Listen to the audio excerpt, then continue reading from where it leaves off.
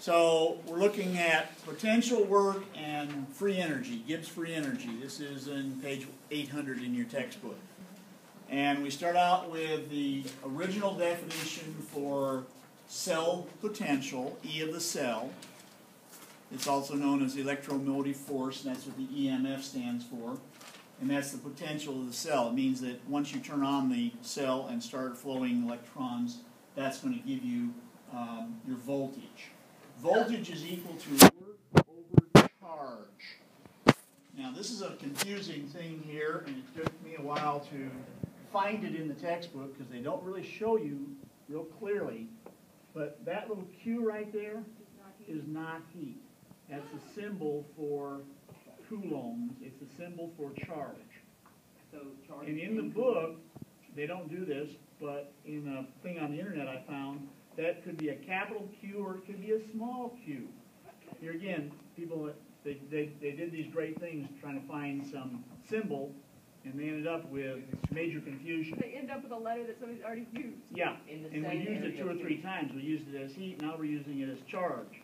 Capital Q is used as charge. It's also used as Q in equilibrium. I'm sorry, but that's just the way it works. Bridget? Is it negative work over charge? Or Yeah, because it's going to be a negative because when you do this, the cell potential is actually doing work outside of the system. So we're looking at it from the standpoint of the system. The system would be that galvanic cell. Well, that cell potential is actually like run your calculator, run your iPad, or whatever.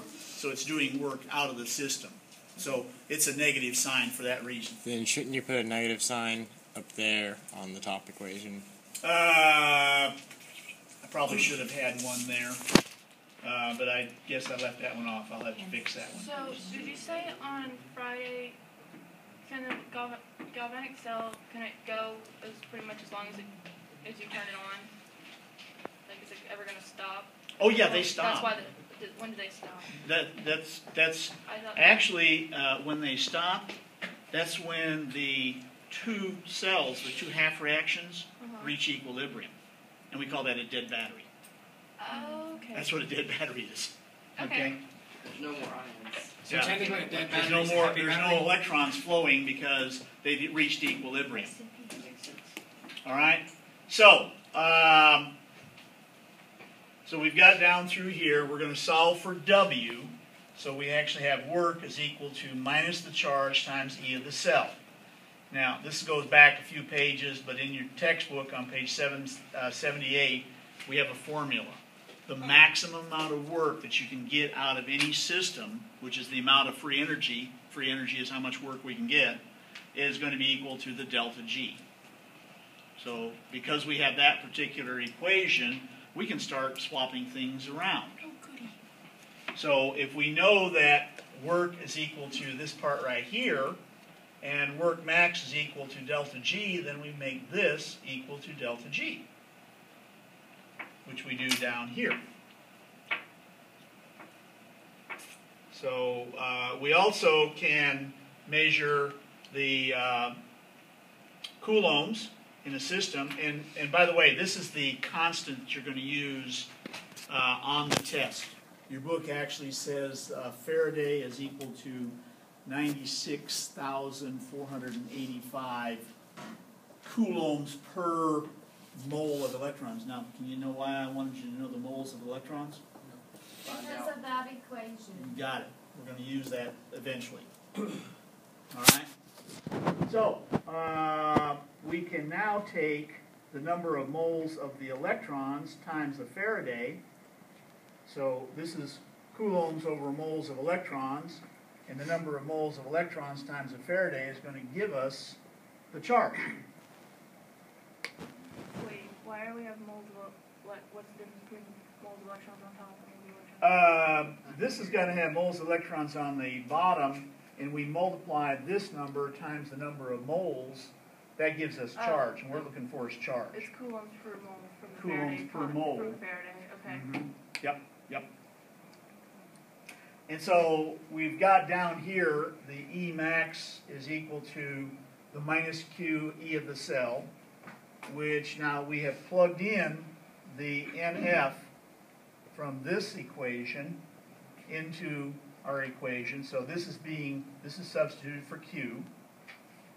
And that's going to be equal to delta G. So what we end up having is we have this particular equation right here under constant conditions, standard conditions, or not standard conditions. We can come up with how much work can be done by the cell. Drew? What is the N in the NFing? Where's the what? What is the N? Number of moles. Just like in the ideal gas law. I P should double equals check. nRT, N is the number of moles. So that constant holds true. They're using the same letter for that one every time, Thank goodness. instead of putting in Is Q. K always constant? K is always constant. So can we assume that if you do the E cell equals negative W over Q, that's W max? Yeah. Okay. Mhm. Otherwise, the delta G is not going to make sense. Right. So yeah. Okay. So this is the maximum amount of work. All right. So we got through those. Questions? No, I was just saying. to Can we do a myself. problem? Yep. Okay. But before we do a problem, we're going to do something a little more with a little bit more of the formula. I guess I need to erase this. All right. Next slide. So this is basically restating it, and I don't have all the stuff showing up here. Where's the rest of it? Keep pressing. More of it? Oh. I think I'm done.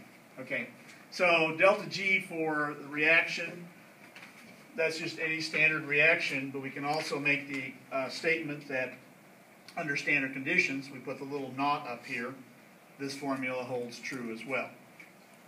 I put in here the reason what the N is, it's the number of moles of electrons, and that's the reason why when we do the balanced equation, we have to keep track or note somewhere how many electrons got transferred from the anode side to the cathode side to neutralize that.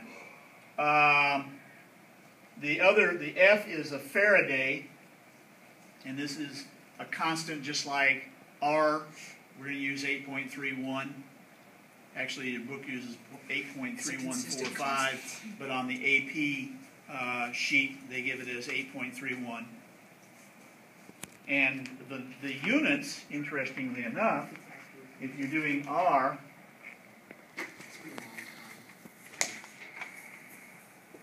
R is equal to 8.31 volt Coulomb per mole Kelvin.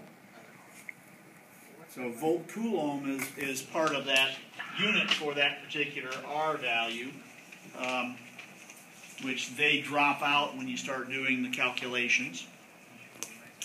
And on the AP exam sheet, they listed it as 96,500 joules per volt mole or coulombs per mole.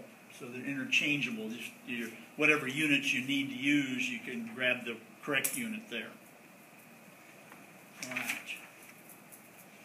So we're going to calculate the delta G for a cell. I think you should move left or right. Left or right? Either way. There Okay. you go. So I want you to calculate delta G naught for a cell. And the cell is going to be the magnesium and aluminum. Same cell you've already done. Okay, so what you're going to do is calculate delta G. And you have enough information now with what the problem you already did to calculate the delta G naught for the cell. Right? Yes. What did we calculate when we did the line function and all the other information? 0.71 volts. We calculated the E naught for the cell. And then we did the Okay. balanced equation. The Faraday is a number right here, just plug it in. Right. And the number of moles, you figure that out, Would be 6. 6 electrons. So minus that times that times that is going to give you delta G not for the cell.